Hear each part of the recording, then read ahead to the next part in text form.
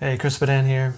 Today I wanted to show you my attempt of the one stock challenge, the semi one stock challenge, using Ableton Live and the One Kit Wonder Modern Fusion Pack from Kick Drums.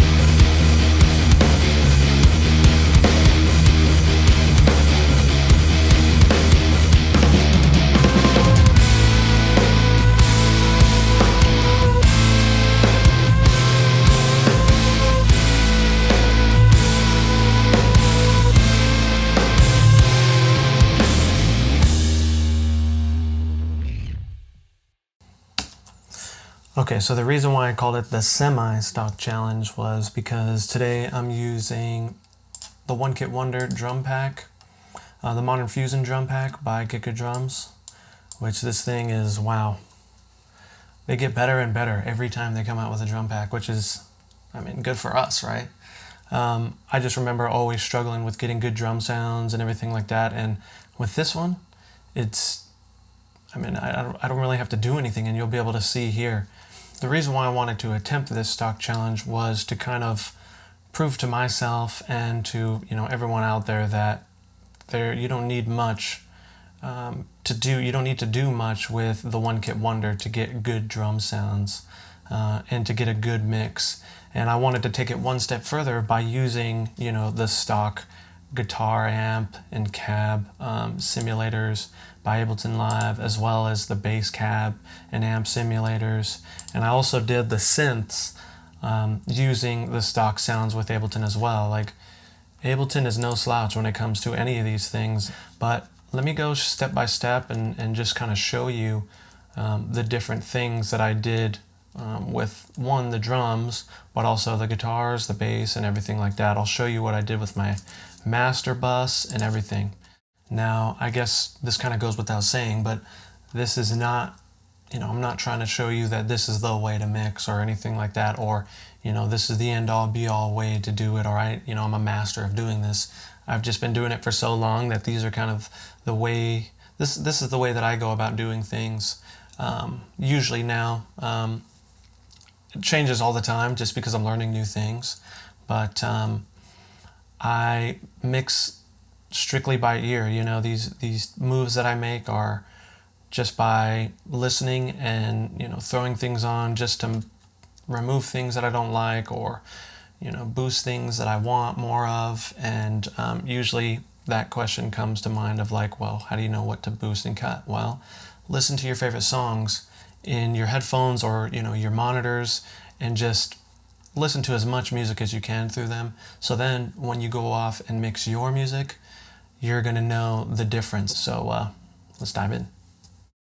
Okay, so first thing, we got the EQ on here. This is similar to the EQ that Nolly has been putting on his mixes, his top-down. He talks about top-down mixing a lot, but this is kind of just to boost some low ends and the high end, trying to get that high end and low end sheen right off the bat, Next we have the glue compressor, I believe this is. Yep, and I just did catch peaks just so I can catch the peaks. One thing that I noticed by not being able to get my tracks as loud as other people's masters is because of all those initial transients that just hit so hard. Like, one of my biggest struggles has always been the snare, and I think that's everyone else's, but so I put this on there to kind of catch the end of what I've already did on the drum track and the guitar track and all that, and I'll show you that later. But that's what this is. And I think it's going at about, 5, -5, let's see here.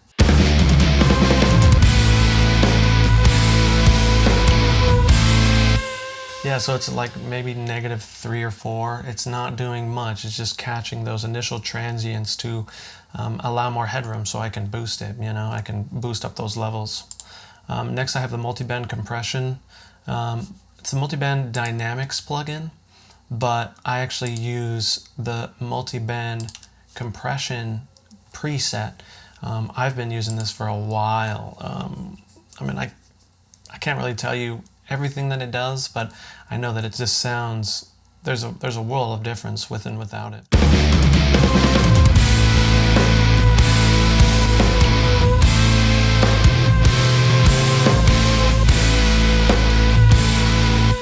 For me, it's another, you know, what I'm hearing is another way to kind of tame some things, to be able to boost the volume.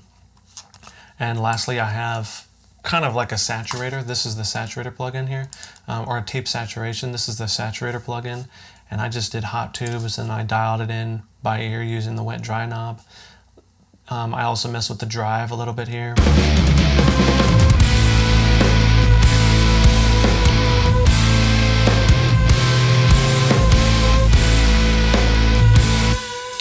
Again, not much, but it's adding to their overall sound here.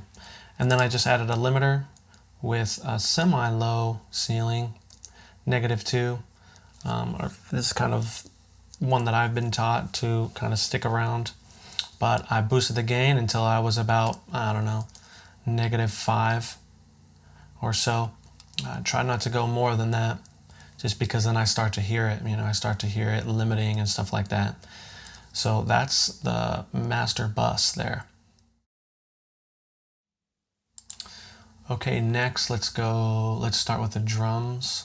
We're gonna start with the drum bus first, and you can see not much, just multi-band dynamics, and I did my own little tweaks here, again to tame the peaks, tame those initial hits so it's not like clipping or anything like that.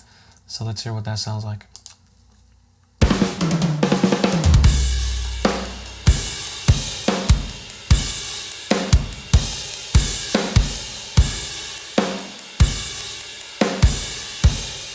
Semi-noticeable difference there, just mainly in the high end. You can hear that it kind of shaves off those initial transients again, like I was saying earlier. All right, here's the kick. We got the kick here. Just EQ, just little things that I did to kind of blend it into the mix a little bit more. But I guess what I can do now is kind of show you what I did inside the actual plugin, the One Kit Wonder plugin. Now, they kept this a little minimal for a reason, because they were trying to gear this more towards, you know, songwriting and getting to the initial reason why, you know, you're doing this is to create the song, you know, is to start writing, but also have great sounding drums as fast as possible. And so you can see I left things fairly the same, brought down the snare a little bit, brought the overheads up just a little bit. But if you go in here into the balance little buttons here, you can see that you have access to, you know, change a few things in here. You know, they didn't completely dial it back. They still gave you the option to, you know, adjust things within each of these mics, which is awesome. So you can see I brought a little bit out of the overheads in the room with the kick.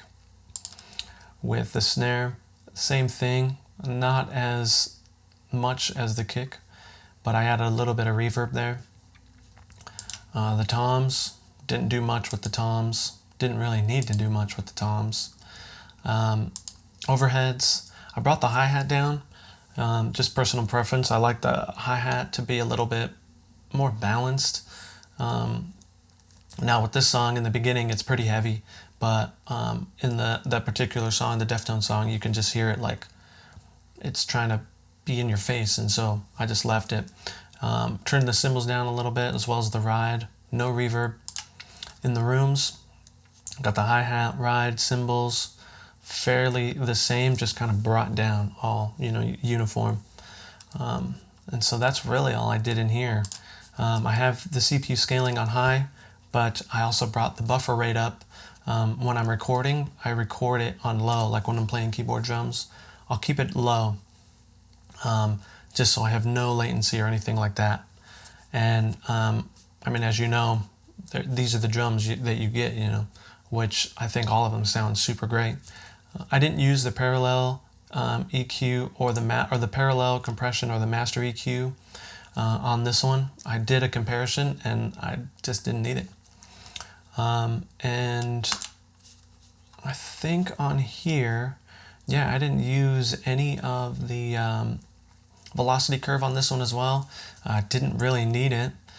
You know that I'm notorious for really using that, and I would say experiment with that as much as you can, because that is sometimes your issue with your drums sounding not realistic and realistic. Another reason is the velocities, but velocity curve definitely has a little bit to do with it as well, in my opinion. Okay, next is the snare. You can see I didn't do much. Glue compressor, and just did my own little tweaks here. I tried to not make the attack as fast as I can because I still wanted a little bit of that initial transient to come through. But I didn't want it to be so overbearing that, again, it messes with the noise floor in the headroom of my master bus. And I made the release a little bit longer just so I can get that, what's the word I'm looking for, just to let the snare breathe for a little bit longer.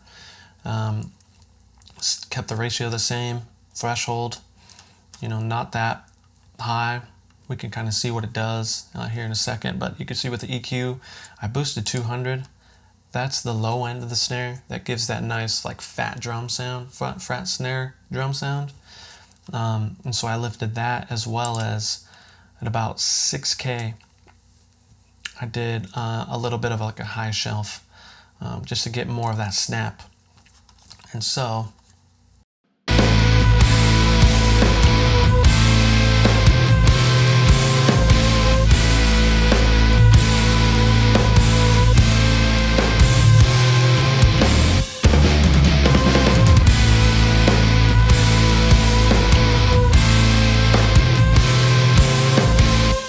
for this song, I wanted the snare to blend in a little bit more. I tried to get as close to the actual song as I could, and it seems like it's blended in pretty well, just for Chino to be able to, shine a little bit. So that's all I did on the snare. Okay, so the toms, you can see I didn't do anything to them because they didn't really need anything done. And again, that was kind of the goal with One Kit Wonder, was to have great sounding drums right off the bat. So, if I didn't need to do anything, I didn't want to, I have things that I like to do, typical things that I like to do when I mix drums and stuff like that, but I didn't need to here. And so I just left it alone. For the overheads, kind of the same thing as the snare, just a little bit of initial EQ to tame things and remove things that I didn't want. You can see low end cut here, and then I got rid of a little bit of 500. 500 is notorious for just having unwanted frequencies that just kind of mess with your mix. And so anytime that I can just get rid of a little bit, I'll do it. And then we got a little bit of glue compressor again. You can see I made the attack a little bit faster so I can get rid of those initial transients of the cymbals. It seemed like the cymbals just wanted to be heard on this. And so I didn't want that. I wanted it to blend in. And so that's why I did that. But I wanted it to have enough time to kind of like get that sustain of those cymbals to kind of ring out real nice. So that's why I kept that release kind of high. And then you can see where I put my threshold there.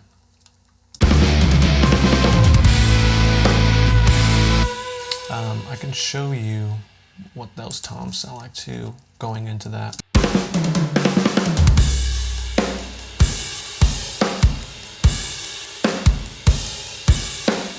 So you can see the toms aren't that loud, but I did that for a reason. I didn't want them to be overpowered. I thought about, well, what if a singer's on here, this and that. I tried to mix for a singer, but also, again, I tried to compare my mix to the actual song.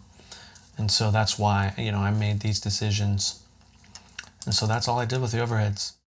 Next we have the rooms, and again, didn't do much. I know, usually people will smash these and stuff like that, and I'm definitely known to do that. But again, for this one, I wanted to do as minimal as I could. And so I just did a little bit of a 500 cut. It seems like a little bit wider spread, you can see there. So that's really it for the drums. Okay, so for the guitars, it got a little weird. When I say weird, I've never done anything like this before. I've never really tried to use Ableton Live's amp and cab simulators, just because I've always had, like I've had the Axe FX for a while, I got the Bias FX stuff, and now I have the Neural DSP stuff, which I love. It sounds so great. But again, I wanted to make the attempt to see what I could do. And so this is what the bus channel looks like here. And the way that I bus it was just put it in a group and then put my effects that I wanted to affect both of them at the same time here. And I like doing that with my guitars just to kind of like blend them in together a little bit more, so they're not as, they don't sound like two different things. They're kind of like one cohesive thing, but it just sounds like a stereo, like big stereo sound, So you can see I brought down that 3 to 4K range, and that's known to be where the crispy end of guitar is, so I've learned. And this was something I had to learn over time, and it was so hard for me in the beginning. But bringing that down and having that kind of curve like that, it just blends it into the mix so well. And then I use the guitar control dynamics with the glue compressor. It's here. Where is it at? Here it is. And, tweaked if I needed to and stuff like that. But again, I didn't want any of those peaks to kind of really shine too much because I wanted it to blend in the mix. And so that's why I used this and, made those tweaks.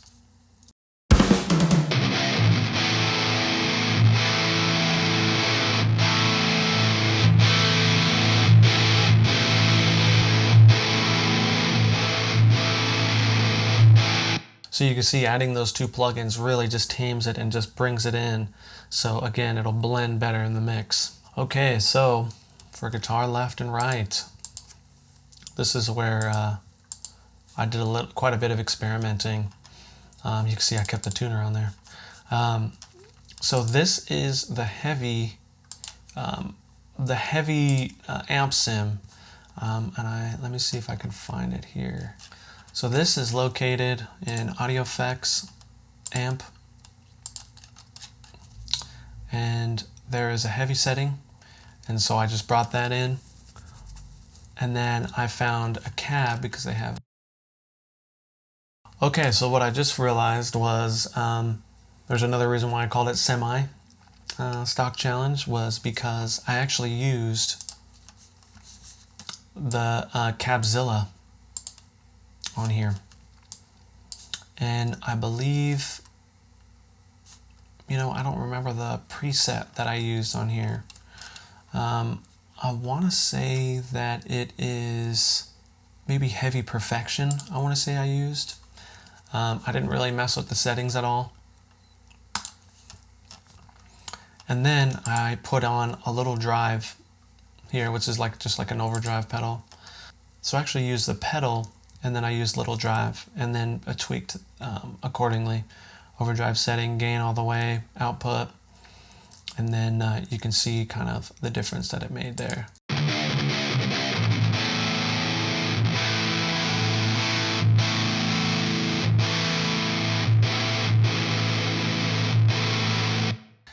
Just kind of, I don't know, for some reason for me, it kind of like made it sound a little bit more realistic. Without this pedal, it just seems super fuzzy. You can hear it.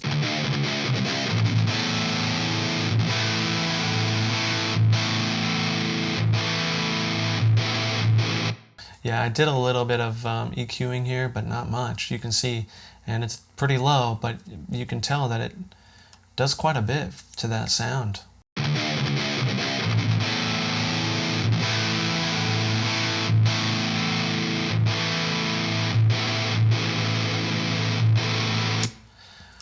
So next I put EQ in. You can see I actually boosted a little bit here. A little bit of that. I didn't really boost it that much. It looks like I actually did more of a cut at 500. With the Deftones guitars, I realized that they have kind of a unique tendency to them. They have a unique tone and everything.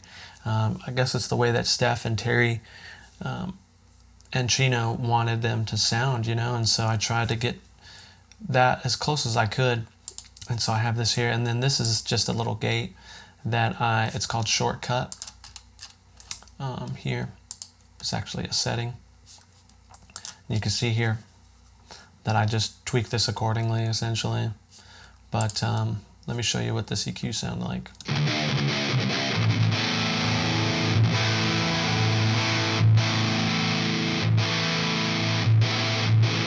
Yeah, probably just to blend it in a little bit better, you know. And so you can see that I did the same thing on this side, pretty much the exact same thing, just to get that stereo wideness. Double track guitars, you can see here, 2 different performances to get that wide sound. And then you can see here that I panned them hard left and hard right.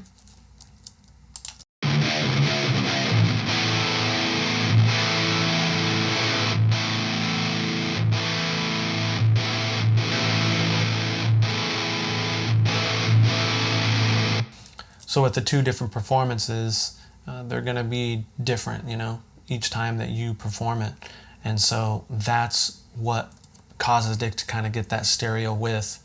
So you definitely want to do that. Some people do quad tracking and stuff like that, so like 2 on each side. I've tried it and I didn't really like it, so I've stick to, you know, the holy grail, this. Okay, for the bass, it got a little weird, just because the bass on this song is so unique, and it's, you know, if you don't get that right, then it just doesn't sit right, you know, in the mix. And I had definitely had a hard time. You can tell that it's not the best sounding, but it still, you know, got the job done. And so on the bass bus, the bass group, basically, I started off with a little bit of EQ here, and again, this is kind of me messing with it as I'm, you know, listening. And so you can see these types of moves that I made here. I move this a lot.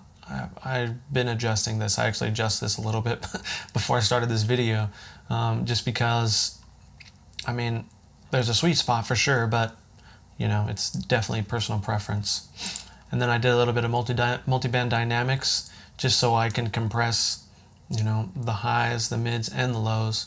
But that high, it's really pointy because of the way that, you know, the bass sounds. And you can see here that I actually have the bass DI and a bass copy, and I'll get into why I did that.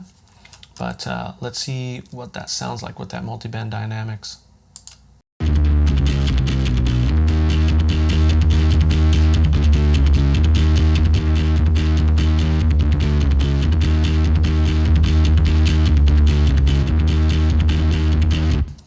So same reason why I always use multi-band dynamics is to tame things, is to tame that high end and just really keep it tame so it doesn't overload my compressor, which I have next. You can see here the glue compressor on the bass preset punch and parallel. You can see that there's a preset here in the glue compressor, the bass parallel and punch, and then I dialed it in 0 attack because I didn't want any of those transients to poke out, because this is already so pokey, which you can hear. The reason why I have 2 different bass channels is because of that really fuzzy channel, the fuzzy tone of that bass tone. I actually wanted to be able to control that as well as my low end, so my low end doesn't get too muddy and lost in that fuzz. And so what I did was I made a fuzzy track and then just a straight bass track, and then group them, and then, you know, compress them to blend them together. And so you can hear what this one sounds like.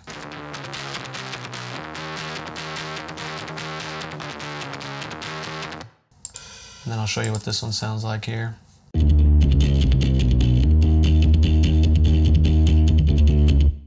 So a lot of that bass attack and stuff like that, like I realize it likes to come from this actual bass track here. And so, you know, I left it alone as much as I could and then took a lot of it out. You know, here I got weird, you could tell. I got really weird. But let's go through this fuzzy track first. So this is it's called bass roundup, but it's actually, I think what I did was I changed it to this lead preset so I can get that super fuzz sound. So this is actually like a Mesa cab or a Mesa amp. And so you can see here my settings. Added a limiter right away so I can cut off those initial transients because I just wanted that fuzzy sound, you know. Let me show you what that did.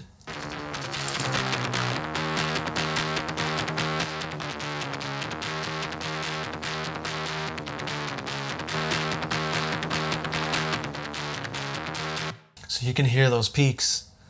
That would really mess up my compressor, and I think that's why I did that, because I was just struggling to, and you can see I smash it again here, I was struggling to just get that to sound decent or to blend with my other tone. So you can see with the EQ here I got real weird, but this is how I eliminated all that bass so I can just focus on that fuzz, because I still wanted to keep the performance, but I just wanted that high-end fuzz. And so that's why I did that here. And then you can see I did some additional things here to kind of shape again. There's nothing wrong with stacking EQs if you're trying to do two different things, you know. And for me, I was like, okay, I want to get rid of all this stuff and get rid of this, and then do a little bit of stuff here. So that's why I did that. Overdrive, you can see I did a little bit of automation on here. It wasn't much, but I think what I tried to do was to use as much fuzz as I could in the intro of the song and then have it blend a little bit more once everything kicks in. And so that's why you see that there. But this is just a little overdrive, not much.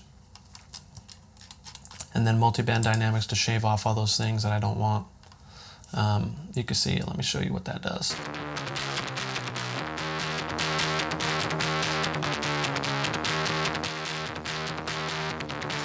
So it's super aggressive, and I just tamed it.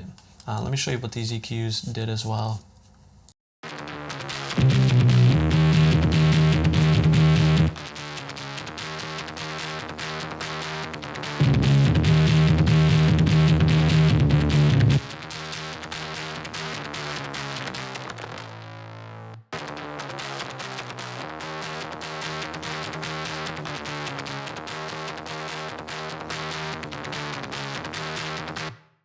So everything you kind of see just kind of serves a purpose.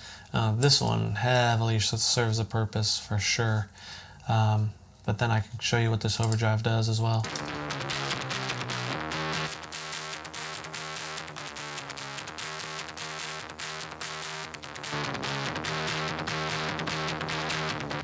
So you can hear it was a little thin without it. And so adding that overdrive really helped just kind of thicken it up a little bit, but thicken it up in a without introducing, you know, the sub lows and stuff like that. On this one, you can see I actually kept the bass roundup. It's an actual bass cab here, and then I did my settings, adjusted accordingly. And this one, it looks like I actually used the cabinet, the actual cabinet here. I didn't use GGD drums, Cabzilla. And so that was just this, and then I think I used like the 4x10, yeah. And then limiter right after, just to kind of cut these things and just make sure that my bass stays consistent. And so here you can see, got a little weird with the EQ, just to shape it so I can blend it with this. Usually when I do these types of EQ moves, I usually let the whole song play and then I'll adjust accordingly. Or maybe in this case what I did was I just let the blend play and then adjust accordingly. And so you can hear what that does on here.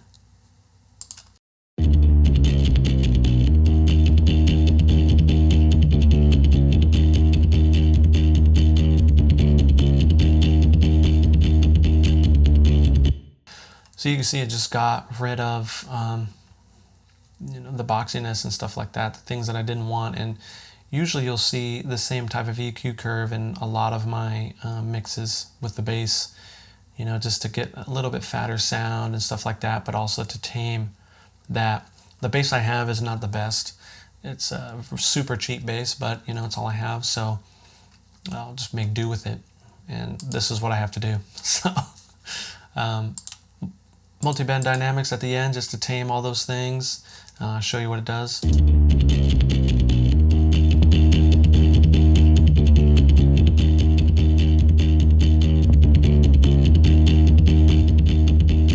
You can just hear like those overbearing frequencies that are just trying to just be heard, and I was like, no.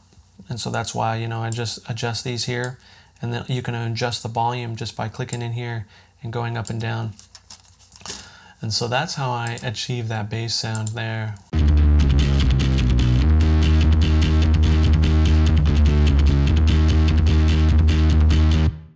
Now I'm sure I could probably get it to sound way better, and you know, if I spent a lot more time on this, but I just wanted to see what I could do, you know, with this, and get as close as I could to that sound that they have on that song. Okay, so this is the swell that's at the beginning. It's kind of like a feedback type thing. You see I did a little bit of automation, but the way that I went about creating this was I had to bounce it a few times just to kind of get the final tone that I wanted. But I actually used operator, and I believe that I used like some sort of lead sound or something like that.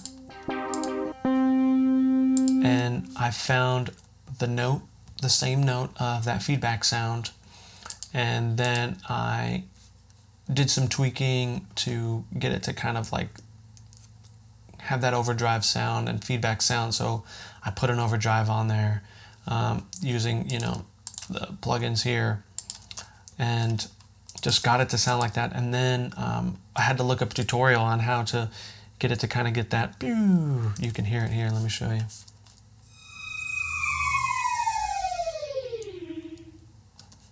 And so you can hear it kind of get that. And I looked up the tutorial how to do that just because I never had to do that before. I never really did it before. So I looked up the tutorial on how to do that. And then because I didn't want, because it was introducing some sort of like weird volume change, you can see here, it introduced some sort of weird volume change. So that's why I had to adjust, because without this,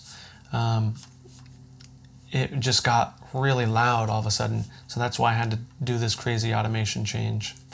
And also, I'm going to put this, what I'm going to do is I'm actually going to change these cabs, these cabs here into actual cabs on here. So anyone who wants to check out this, I'm going to make this available for download on my Gumroad and my Patreon page. Finally getting my Patreon page going, but I'll put this on my Gumroad for $1. So if you want to go through and, you know, see exactly what I did or use this for your own things.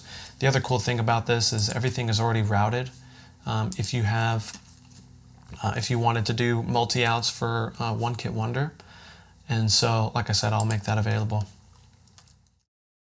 For this pre-chorus synth, that's actually this synth here.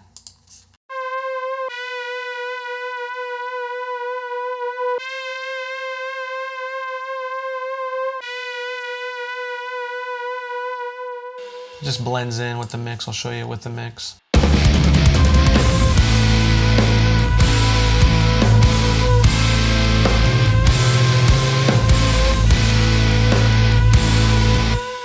There was just a little bit of the sweetness that Frank, you know, loves to put in these songs, which I think plays a huge role in, you know, their sound, in my opinion.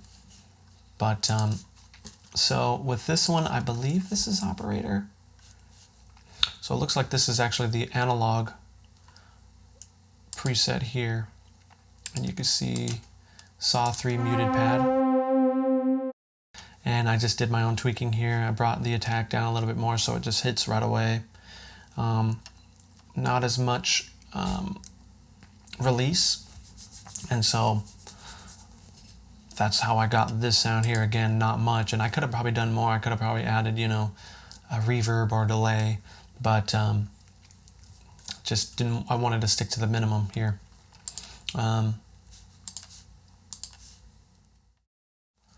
Okay, so the final thing that I wanted to show you was the effects I have going on. You can see in my return channels here. The way that you go about creating these is you just go to create, insert return track. You can't see it just because of the way that I have this recording. I'm screen recording, but that's how you do it. Then I have this reverb here. This is actually my snare reverb. You can see I kind of got a little weird. I was doing a little bit of experimenting, but I can show you what it sounds like.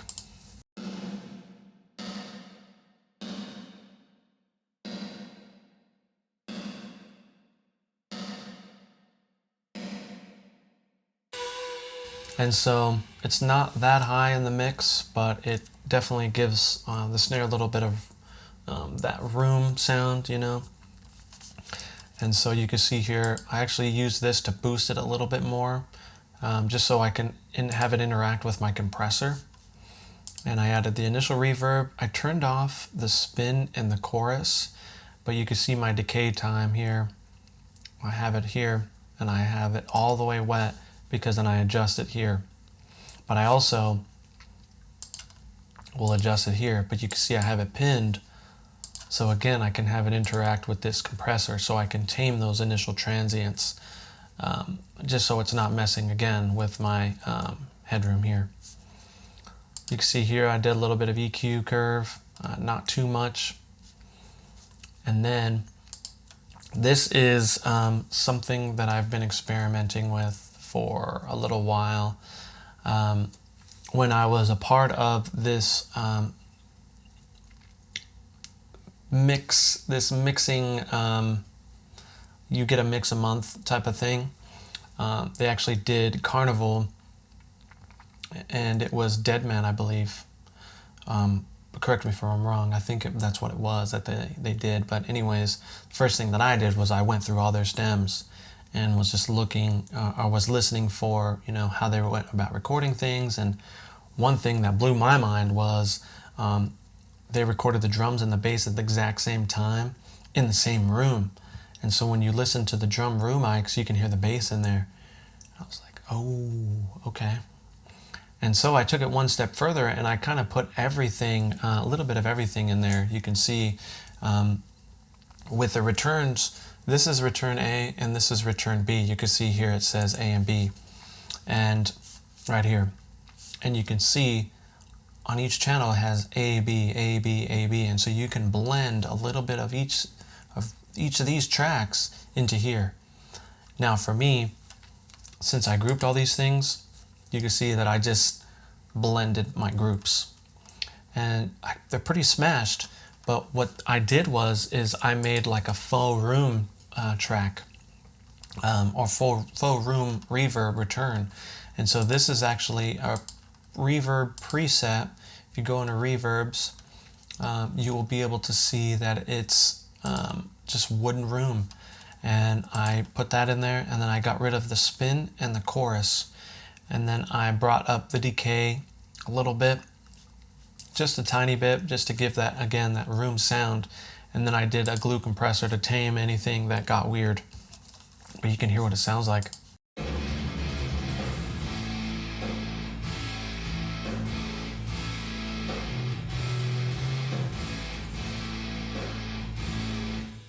So it's like a little layer of just sound, but it sounds like it's in a room. And so I think I've seen a few people do this, but I've been experimenting with doing it myself and trying to find the right blend and stuff like that. And it's something that I'm still messing with to this day, but I just seem, what I hear is it just fills it in real nice, and it just adds to that blend, you know.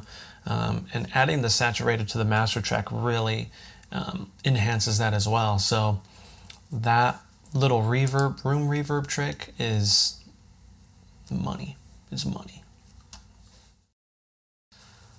So that's basically everything that I did to achieve this sound with all the stock plugins, apart from a few. Thank you, Giga Drums, for being so awesome and making great products for all of us to use at an affordable price. I think that's what I love about Giga Drums the most. Like, they can easily compete with anything that's out there right now that's, you know, pretty high dollar and is in the forefront, but they're doing it at a fraction of the cost, and it sounds just as good and, in my opinion, a little bit better.